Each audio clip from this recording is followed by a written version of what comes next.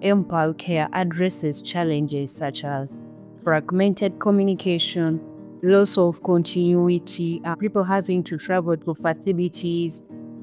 Basically, we see that these are the challenges being faced by people with life-limiting illnesses in humanitarian contexts. So from what you're saying, the aim of the app is to try to overcome some of the access challenges if people are living long distances from health centres or from hospitals, but are due for review, maybe don't have money for transport. The app would enable them to report symptoms to health workers at a health post.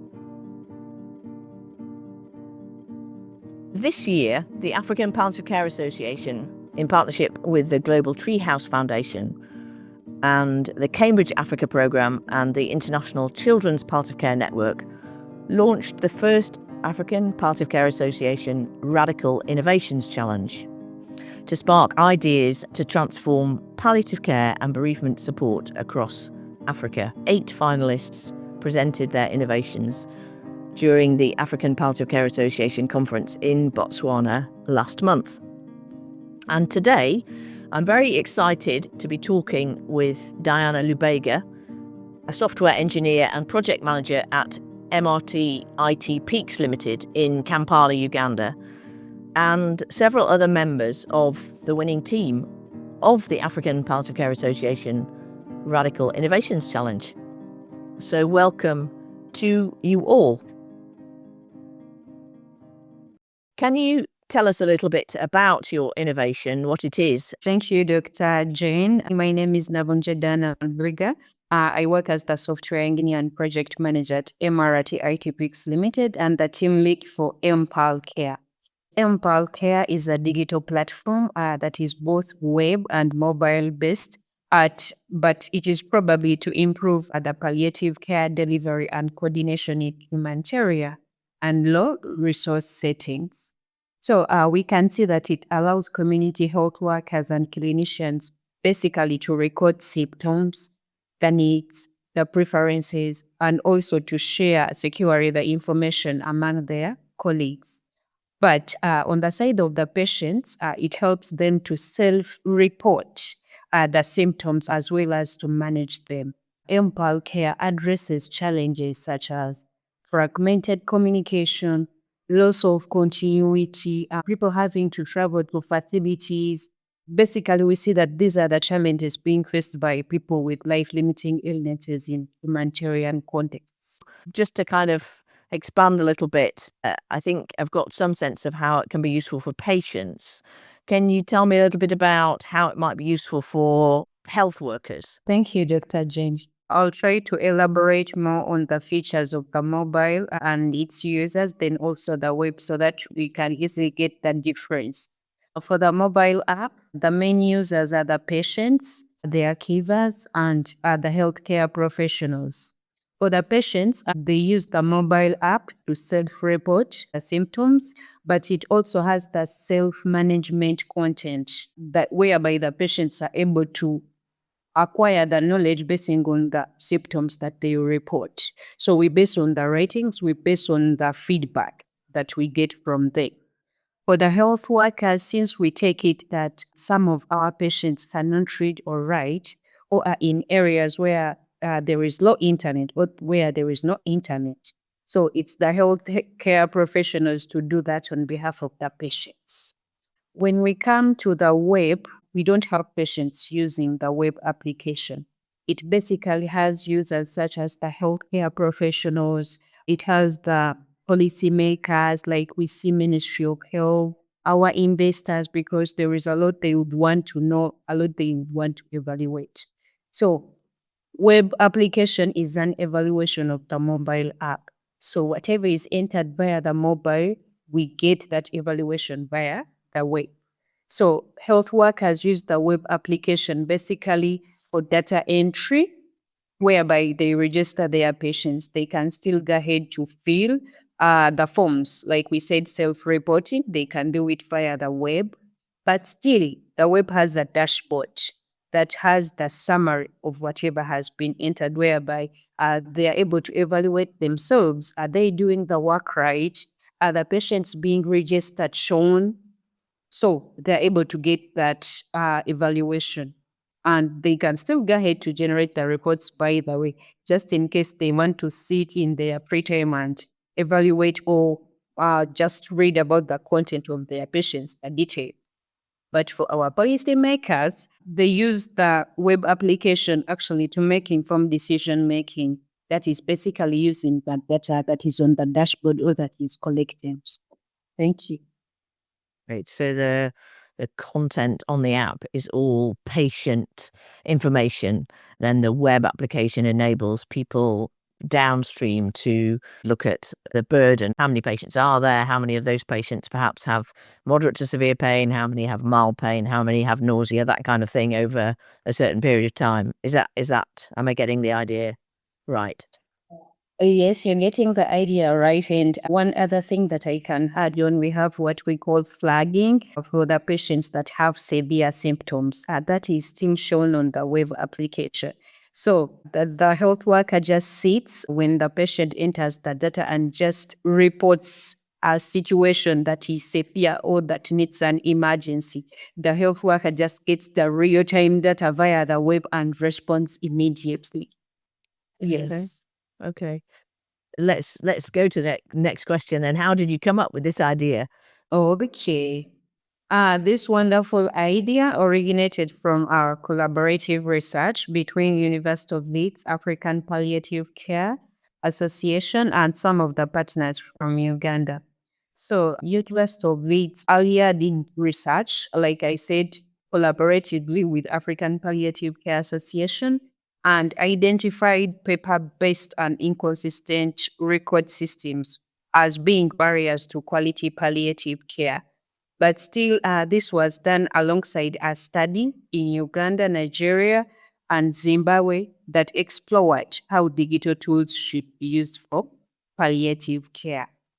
But MPallCare has been recently refined and developed, and this has been through a co-design process, still led by University of Leeds, African Palliative Care Association, and this is where MRT IT PEAKS Limited comes in now.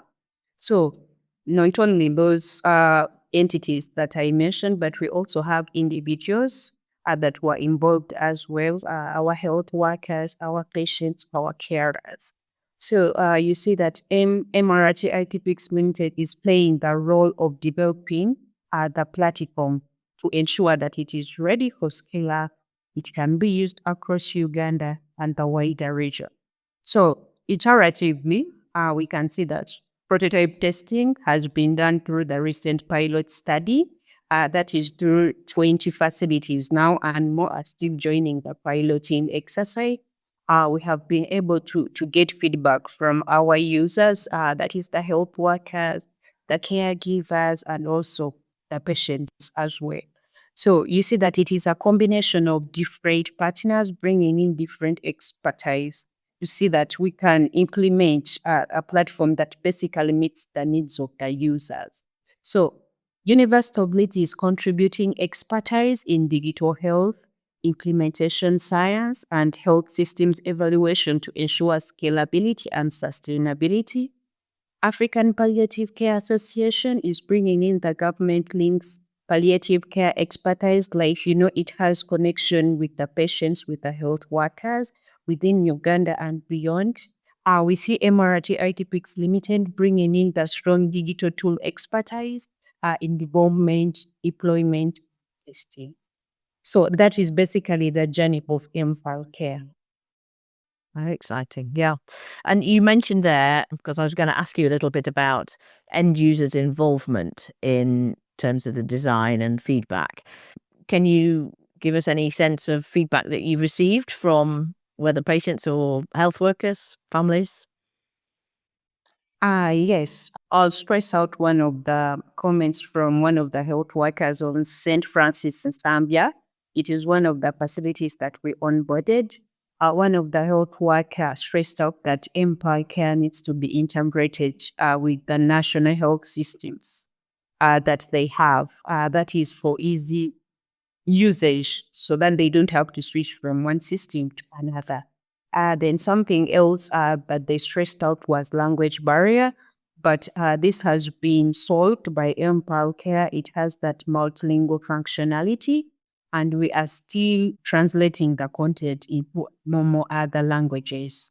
So they will be able to get the content in different languages. So they won't have to struggle with getting interpreters for their patients to interpret for them the situations of their patients, what they are feeling, where the pain is. So that has been solved. Another feedback was about the areas that have low internet or that have no internet right now, like we said, humanitarian and low resource settings. So they were like, is it okay if we have MPallCare having that offline version in future to cater for that? But we promised them that this is on our list among the future prospects, and they don't have to worry. MPallCare will have an offline version. Great. So you're definitely responding as fast as you can to those different bits of feedback. I'm going to move on to Ronald. Ronald is a senior data analyst at MRT IT PEAKS Limited. And the question I have for you, Ronald, is about the piloting of the app. Can you tell us a little bit about the piloting and how that was done and how it's gone? Thank you, Dr. Jen, for this opportunity. I'll highlight the piloting process. So MPallCare was piloted in Uganda and Malawi. Particularly in Uganda, it was piloted in 20 health facilities beyond refugee settlements. And in Malawi, it was piloted in Zaleka refugee settlement. So in Uganda, we chose those facilities because initially the pilot was done in Bidibidi refugee settlements, and a lot of lessons were learned and the interactions of refugee settlements and operations in the refugee setting. So we wanted to see how the platform can be used beyond refugee settlements, and that's why we chose to go with the 20 facilities beyond the refugee settlements. And in Malawi, the refugee settlements was aimed at giving us a view of that region that could, because this region represent the regions with low resource constraints and mobile populations. During the pilot, we looked at 4 main aspects. These include usability, workflow integration, data quality, and acceptability among our users. That is health workers and patients. So under usability, we wanted to see how easy the platform and how easy the clinicians could adopt the system during busy palliative care visits. And during the pilot, we observed that these clinicians were easily navigating forms, and we observed how they were recording symptoms and how they generated reports. This was aimed at helping us refine the interface of the system and the data entry for these facilities, and most especially the environments with low bandwidth. Then under workflow integration, we looked at how MPallCare will fit in the existing care processes. For example, whether it will complement or disrupt the paper-based registers and records, and how it will support teamwork. So during the pilot, the findings showed that the tools could be smoothly integrated into the daily tasks of the health workers. That is, if it is supported by a brief orientations on the site. Then under data quality, the pilot allowed us to compare digital data completeness and consistency against the paper-based record system, and how records are completed using the paper registers. So the health workers shared how the system enhanced their confidence in documenting care, and also the patients appreciated how easily they could self-report symptoms, how easily they could access their information on the app, and how easily they could access self-management information, including self-management videos and other information. So during the pilot, we learned a number of valuable real-world challenges. These included maintaining reliable connectivity in remote facilities. And here, many users were complaining about areas with low bandwidth, but this is already catered for in the platform because we are offering the offline functionality. Another lesson was addressing training needs for the colleagues with varying digital skills. Then also strengthening data governance to ensure confidentiality of the information that is shared on the platform. So these insights are now shaping our approach to scaling up MPallCare and making it more user-friendly, more responsive, and more user-centered. Thank you. So, a pretty comprehensive experience of piloting the app. That's quite a body of work that you undertook in those different sites, not only different sites, but different countries. And perhaps it highlights the particular use for marginalised populations, or as you talked about, the refugee situations in which it's been used. Just so that I am clear in my head, I'm imagining the app as being on, would it be on somebody's personal mobile phone that they complete this? Or is there a separate tablet or something else that's held by the community health worker? For the health workers, the app will be accessed on a tablet, a CDT tablet, and the health workers will help patients to self-report. And this will help patients who cannot self-report when they visit them in the community. But on the patient side, it will be available on the patient's mobile phone, and the patients will get accounts from the supported health facilities. And the app will be supported by a password, and access will be denied to only the patient. They can self-report, and after self-reporting their symptoms, they can access self-management information tailored to the symptoms they have reported. In case they have reported a number of symptoms that are above the threshold, they can get self-management information to to manage those symptoms, and they can also see have a chance to see self-management videos, and maybe to see how they can manage their symptoms better, evidenced in the video. And is there any role for family caregivers in the system? Yes, the caregivers can also support the patients in reporting. In case the patient can't report on their own, they can be supported by a family caregiver to report and maybe to access the self-management information. Kitenda Patrick, you're a data scientist at MRT IT PEAKS Limited. What difference do you hope your innovation will make?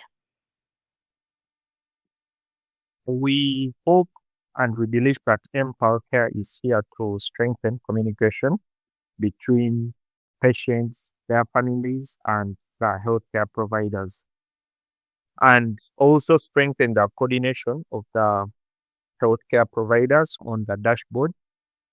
The health workers can access information pertaining or relating to different patients, meaning that all the health workers involved at a given facility, they can access data of different patients, and this increases or reduces the chances of patients not being attended to, like how it was in the past.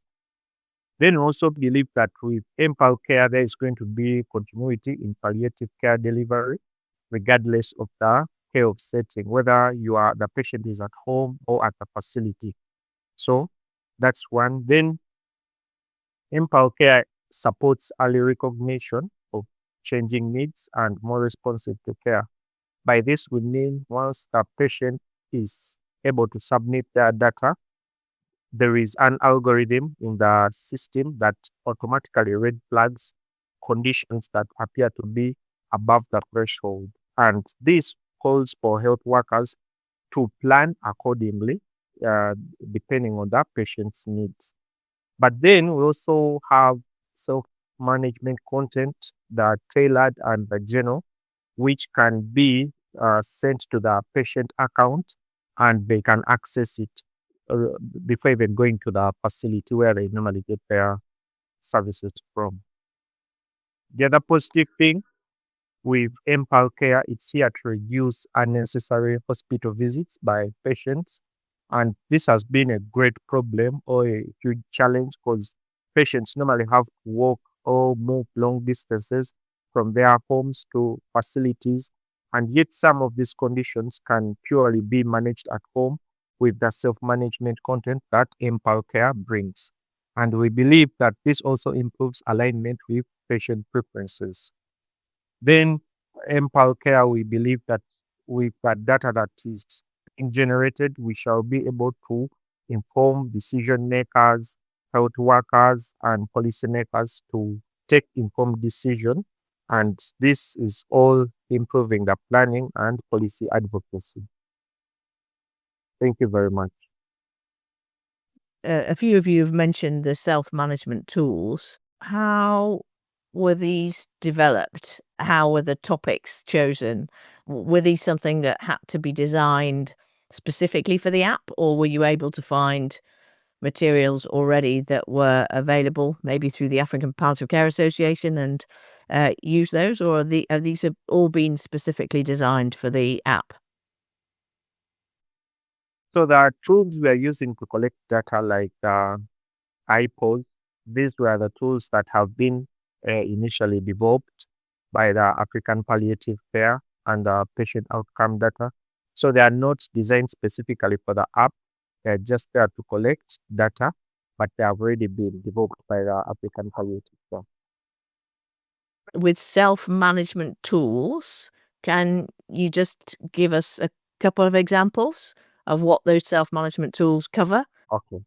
So the self-management content was developed to address different conditions like pain, how nausea, different conditions. So different organizations, I believe, different facilities were able to come up with content that can be used to manage these symptoms remotely without even necessarily going to the facility.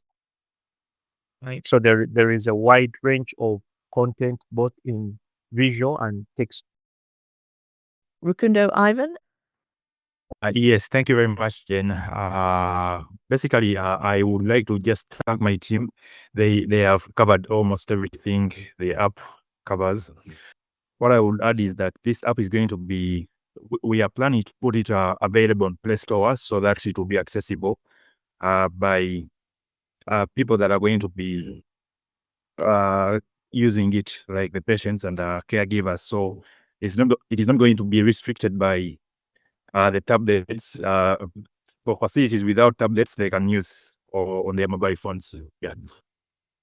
Great. So people will be able to download it as they do for any other app. So that's excellent. I understand that the winners of the prize are going to be given some mentorship to help develop their innovations. Clearly, this app has a large team involved already with a whole range of different skills. But perhaps you could just say a little bit about what you and your team are planning as next steps to take this forward.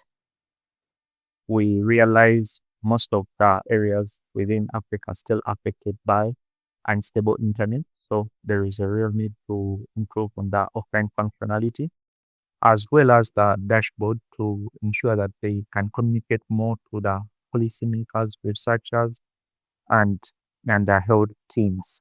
So we are still working on the dashboard. We are still improving on it and see that it can have more metrics as a need. We have also continued to train more facilities, more to ensure that the health workers, since this is the group that normally interacts with the patient, we have continued with our trainings to ensure that they can be able or be in position to use the platform efficiently. There is an ongoing large-scale implementation, as Mr. Ronald stated.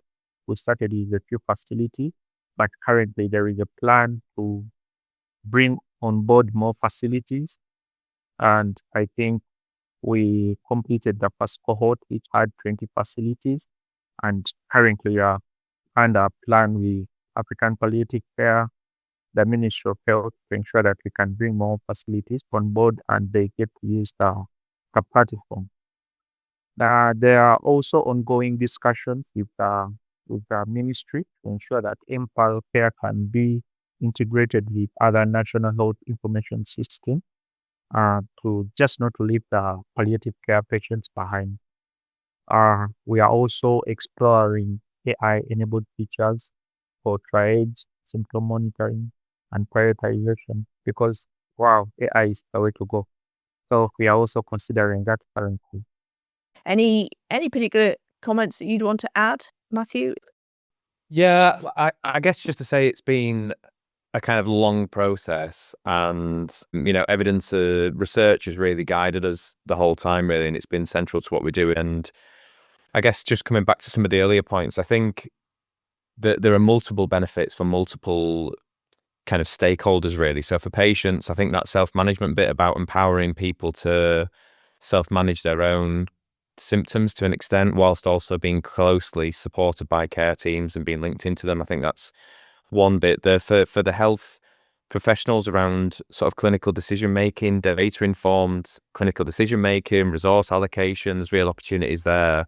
And then for policymakers too, which I don't think we've mentioned as much, but as we start to aggregate data across regions, nationally, it really gives a rich source of information for policymakers as well. So, a really exciting point where we are really keen to continue to develop the platform. Loads of hard work ahead, but yeah, it's been a really exciting year of pilot testing, and it's been fantastic working with the different partners. So, yeah, let's see what we can do in another 12 months.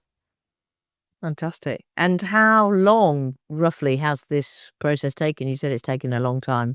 I guess a really critical part that Diana mentioned was the work that we did across 3 countries in Uganda, Nigeria, Zimbabwe. That started back in 2018. Shaped around 2021, and that gave us some really important requirements for how digital technologies can be used broadly across palliative care. And then it's been over the last sort of 4 or 5 years through multiple iterations.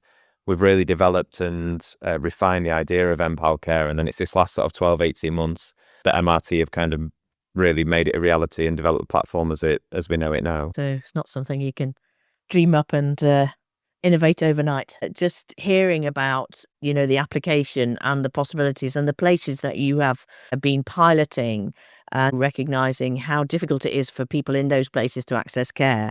It's kind of really inspired me, I must say, listening to you all and your enthusiasm for it. I'd love to see more detail of self-management tools, because I think that is a real critical piece if people can be empowered and enabled within the home to manage some of the really tricky things like feeding and try and avoid unnecessary use of medications when, maybe positioning a patient can help, and, things that are very low cost or no cost if people can do it correctly.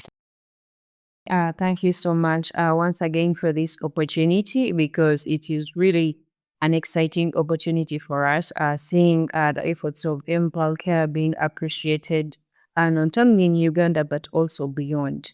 So the Real for Africa Radical Innovation Challenge was not just a starting point, but it is a hopeful issue showing us that we should really go ahead to solve challenges for people living with life-limiting illnesses. But appreciation still to University of Leeds, African Palliative Care Association, all our health workers, all our patients, all our carers, for the wonderful job they are doing, because you can't do this alone. It requires efforts done by a team, and a team starts with us. So it starts with you and me. So we call upon everyone, all facilities that still want to join piloting. We have started piloting. Please join. You just need to communicate to Dr. Eve for African Palliative Care Association. There are still free slots for you all. And for anyone that has suggestions, but feel they have good ideas for MPallCare, we still welcome those ideas, because we still want to improve the app. We still want to improve the platform. Thank you. And just to say thanks very much to all of you for joining and for the lovely conversation. Palliative care matters, because palliative care isn't just a specialty, it's something we all do. Subscribe wherever you get your podcasts.